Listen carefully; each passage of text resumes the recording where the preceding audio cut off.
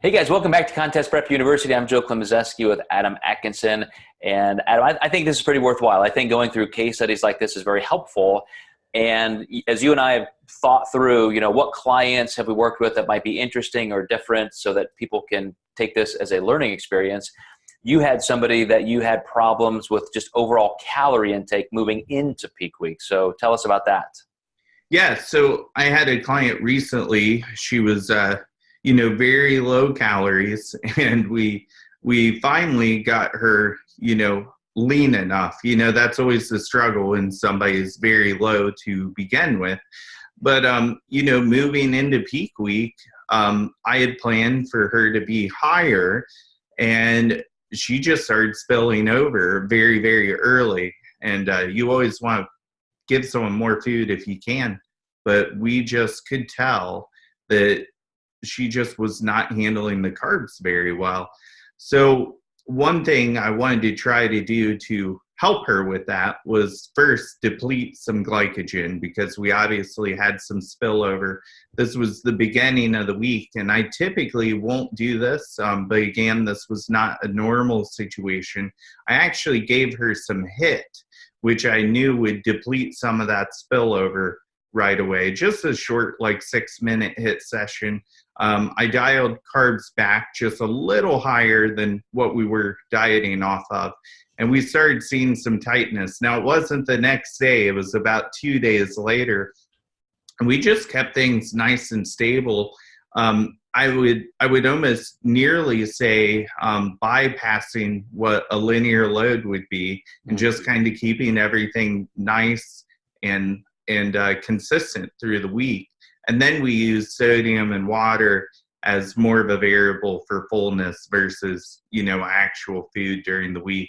Anytime I raised her carbs, I just got really uncomfortable with it. You always have to look for adherence issues. I really felt like there was something that I was missing, but I was looking at food logs, everything. I really believed she was being honest.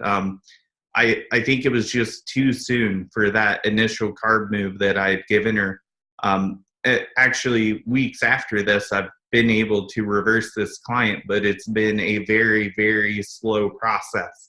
But now that carbs are higher, we can make bigger moves, obviously. But it seemed like a very small move of maybe 30 carbs was just enough to make her not look tight anymore. Well, you're describing a segment of the population that I think a lot of people forget about. So many of us, when we get into peak week, are thinking of that carb load. We think, okay, I've been getting smaller and weaker and more depleted for months and months, and it's time to look like the Incredible Hulk again. And so we all wait as clients or coaches for that time when we can get just massively full.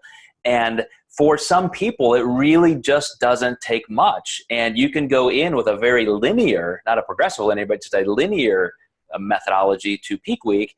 And then with just the right, pump up in sodium and water manipulation, just really come alive on stage. And I've seen people who make the opposite mistake too often, where we forget on contest day sometimes that thinnest skin, most feather striation level detail possible is your best look, and you can increase fullness, as we've talked about all week.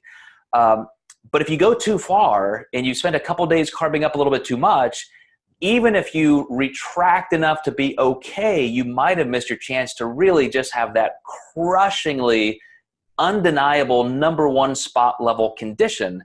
And I would always, as you did, err on the side of just holding back for somebody that is in that position.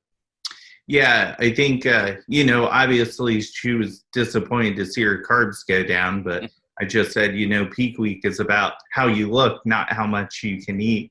And that's just the truth to that. The judges could care less on how much food you're eating. They want to see you look good. Yeah, in everybody's context, not only the body type and genetics are different, but even contest to contest, everybody can experience something as a completely unique context that they're in, and you got to be able to read that. I mean, you and I have both competed enough times to see that we've been in so many different positions that we end up learning a ton about our bodies and what we can do next time. Absolutely. All right, guys. Well, I think that's going to be it for this series. We're probably going to come back to this like we have some others. We've done myths, and we'll come back and add some more myths. I think we're going to end up doing more case studies as we move forward in the next few months. But we'll probably hit you next time with a brand new topic. So thanks for viewing this one, and we will see you next time in Contest Prep University.